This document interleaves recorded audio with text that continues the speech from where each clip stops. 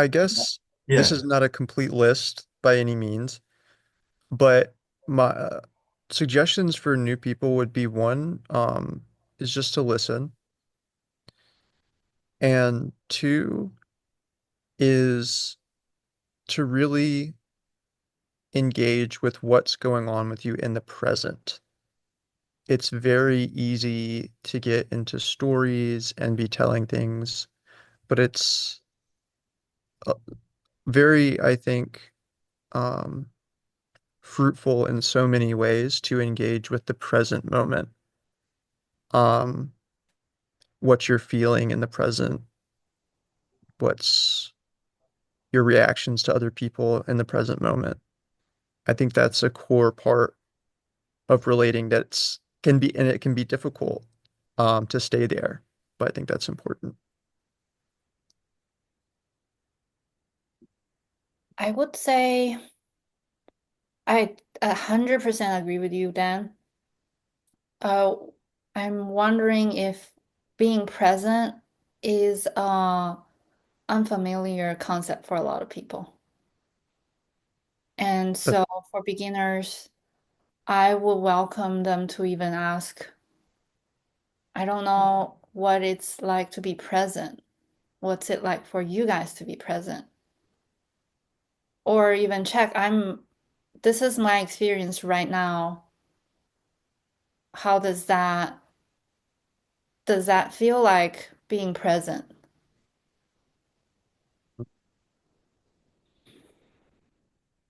I think that's a really good point because I know that I've had issues with being disconnected, my feelings and my body sensations. And so watching other people, like say example, James is really good at connecting with a feeling he may be having inside and like it may be connected to a thought, it may not be. So I think like Dan said is just observe others who are maybe modeling some of the behavior, but also just be yourself.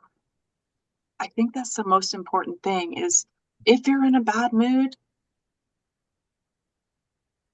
be yourself.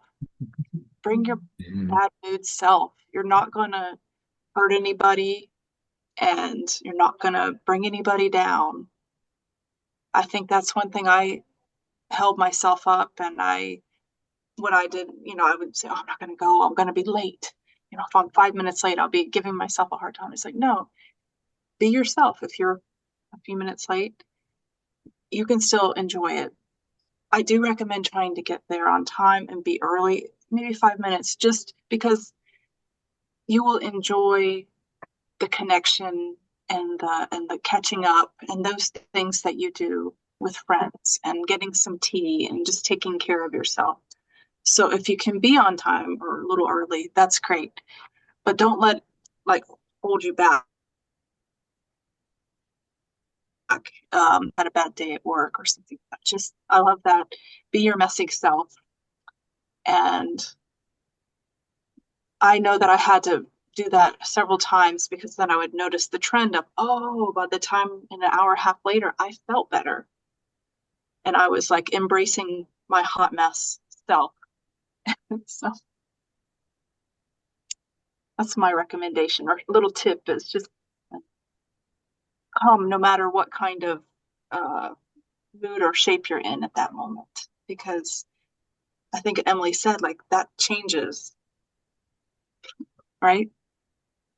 Yeah, yeah, and Becky, I feel very inspired by your share of like coming no matter like the feelings or like state you're in.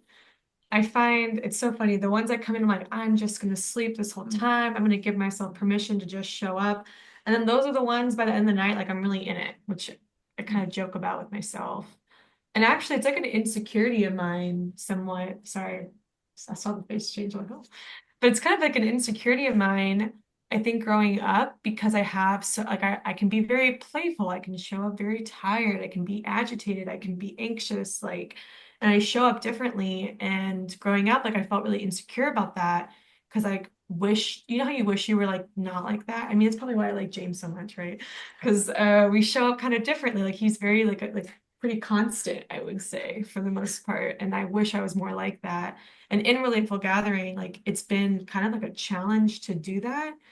But I would recommend that for anyone that's like newer, or even to myself now, of like in the words of the great Valerie Daniels, you know, bring what you got, like whatever it is, like bring it, because that's what's here. It's already here, right? Like, and then I also loved when she had also said something along the lines of like what you're wanting more of, because there'll be times where someone's sharing, like maybe some of y'all are experiencing this right now as I'm talking of like, oh, I wish there was something different going on in this experience. And so there's a chance for you to get to bring that. And I know, James, like you've said, like there's some of the best relatable gatherings have been when people have brought up ideas that have come to them through just like being there together. And maybe it's deep emotional work, maybe it's playful. But I guess the tip is like only you have that to bring. Like no one else can bring what's true for you except for you, or like what your desires are except for you. And when you bring them, it can be really beautiful what comes out of it. And maybe it grows, or maybe it just kind of gets composted into the group, right? Like there's been many ideas that just kind of compost, but then there's some that grow. And so whatever it is, you are uniquely the person to bring it. So I think that would be, yeah. Anyways. Yeah, I'm like having an inward nod with a lot of what you're saying, Emily. Again, kind of channeling Valerie and this idea of maybe what the group most needs is what you're holding back. So this idea that, I know for myself, I have a tendency to want to match energy of what the group is doing and look for my on-ramp or look for my segue. And one of my edges is just to practice bringing the energy that I'm experiencing, being as truthful as I can be, and in some way trusting and including myself, versus waiting to be included. So I find that to be, and one thing too, I very much agree with Dan, like it's like 80, 90%, like let's stay in the moment. What's it like to be together? What's it like to be me? What's it like to be us? What's it like to be you? And at the same time, I feel that there is some space for a little bit of our story, right? But keep it short and then turn it back to see how it affects the group, or like stay in relation about it. I feel like if we leave all of that out, we may be also in some ways avoiding um, authenticity. So like there's this dimension of sharing, like being connected to yourself, feel your breath, feel your body, share the different channels of emotion, thoughts, reactions, how other people affect you, um, images, just be very open to like the different dimensions of experience and to verbalize those. And then on the side of listening and drawing other people out, certainly sharing how they affect you. The other one is like ask questions and ask simple, open-ended questions and drop any agenda of trying to change anybody or coach them or counsel them or heal them. Oh. Drop all of that. Don't try to change yourself either. Like those are a few things that come to mind for me. So there are some don'ts in there.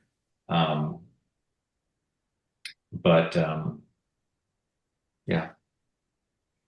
One source of tension that I have observed in me relates to stories.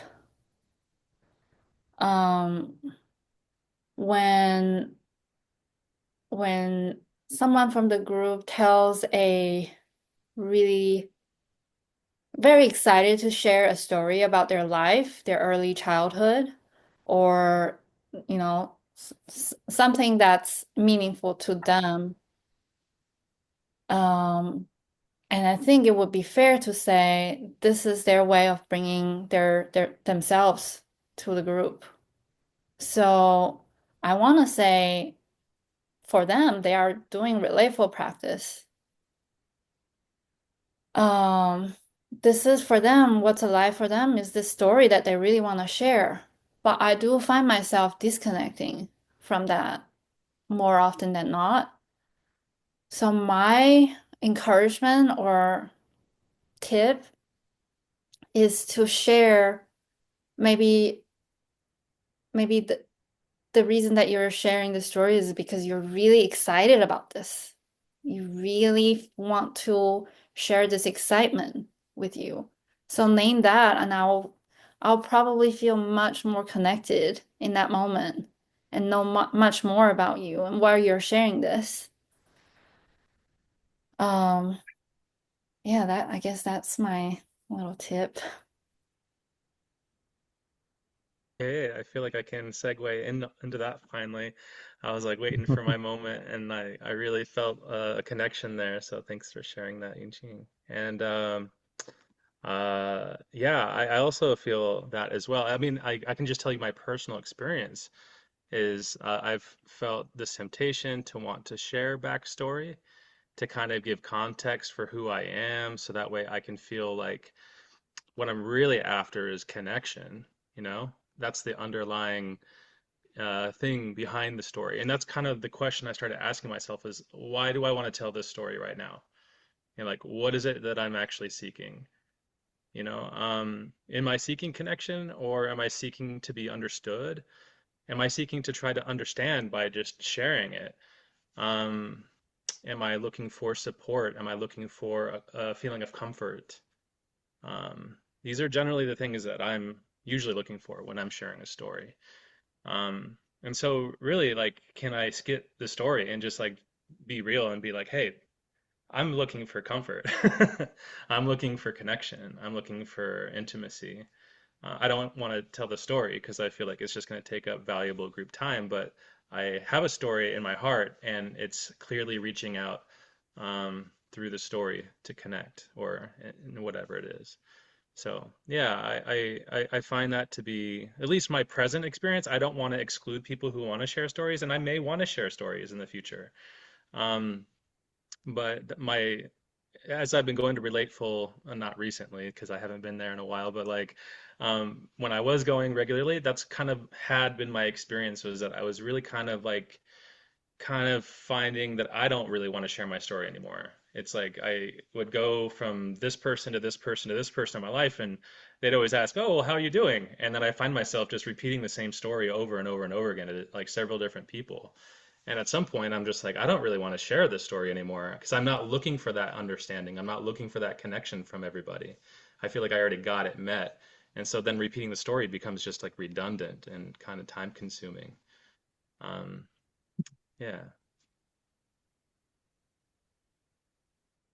Feels like we're weaving a beautiful tapestry of some of our desires around what we find nourishing in the space and also like really reaching our hand out to support others. Like, hey, this is a tip that I would find helpful.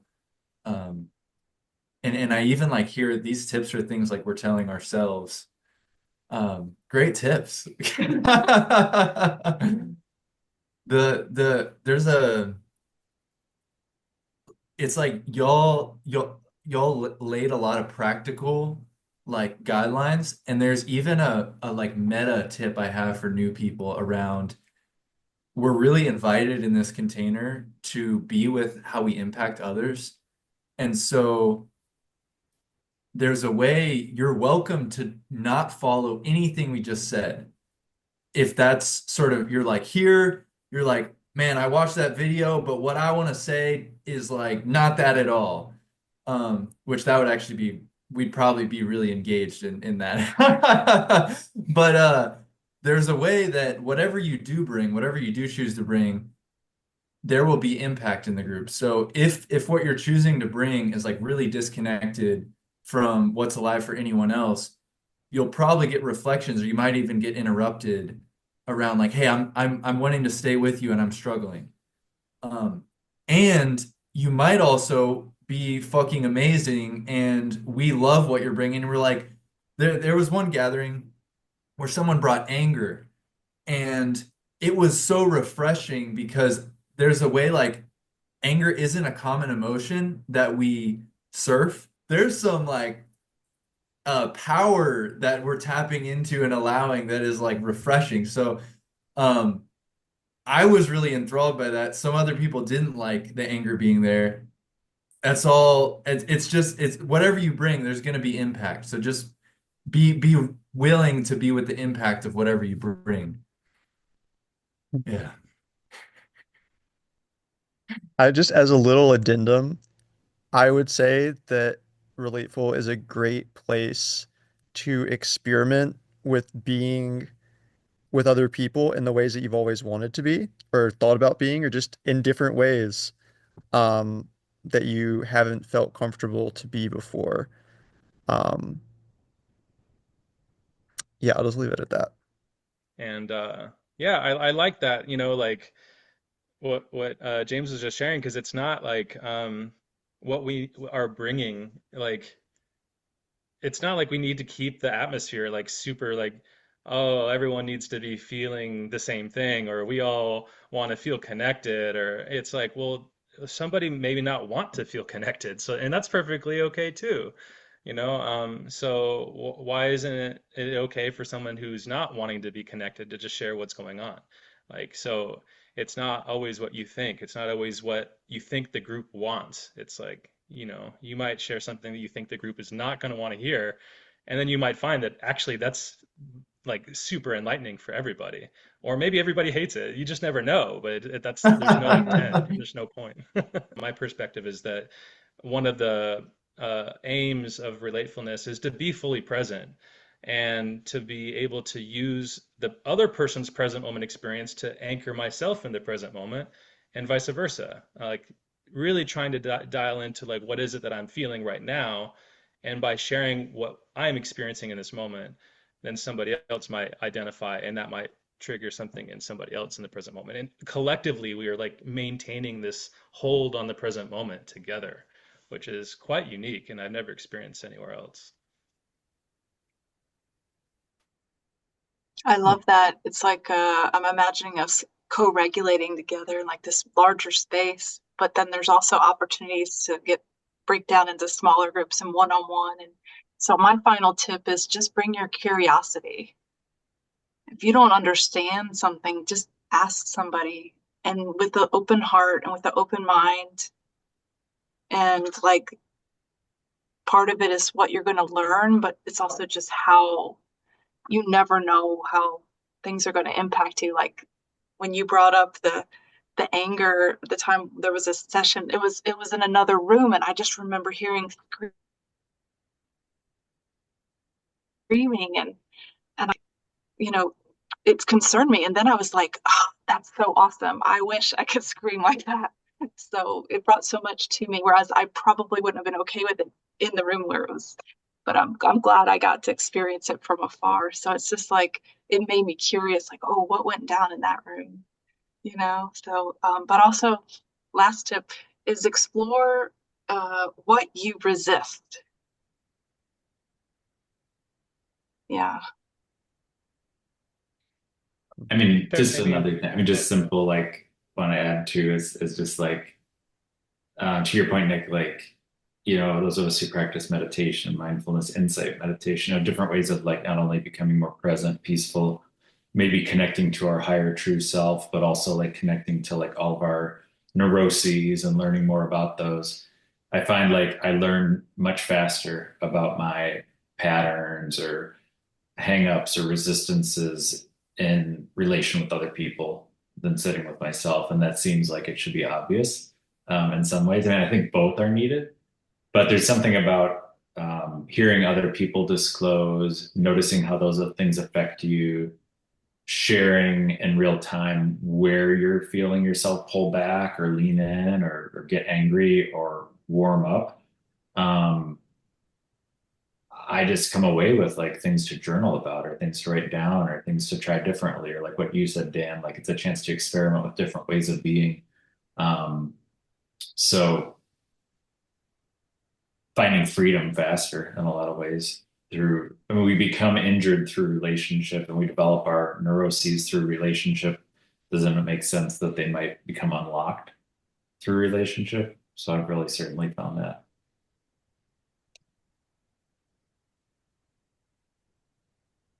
One last tip. I say last, who knows? I think so. And Yeah, I honest before I do that, I love hearing everybody's like viewpoints on this. It feels so special to hear it and also like how much wisdom everybody has. It's really Yeah. cool to I don't know, it's cool to see your friends like shining. I don't know how else to say that. Um, but the last tip I was gonna think on was oh yeah, I've never regretted going. Like in a bad day on the fence, I've never regretted going. I've had some regrets on missing out when I've said no and I've heard.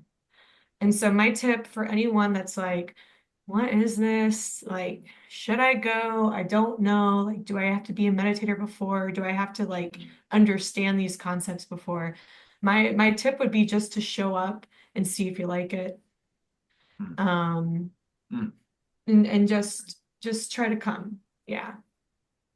And then you can ask James for context. He's yeah.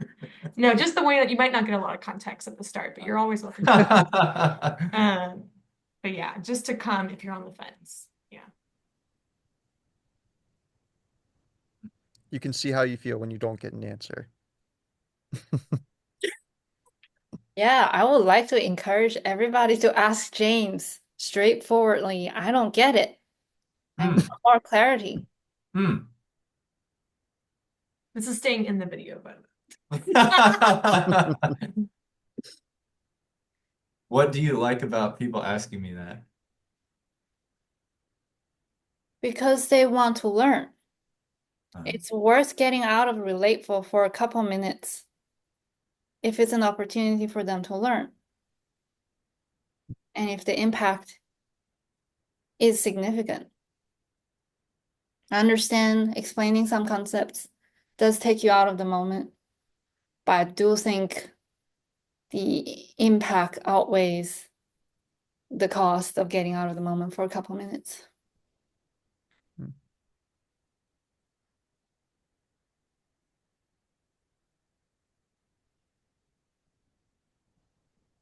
There was one more tip that I felt like I wanted to share, and it was kind of something that came out of the last retreat that I was on, the Relateful retreat. And it was centered around the topic of safety and how sometimes like I think I know what's safe for somebody else. And I'm like somehow like out of like, no ill will, but like out of consideration, I'm trying to like protect people. But really, like I want to, as a tip, invite you to just question the fact that we really don't know.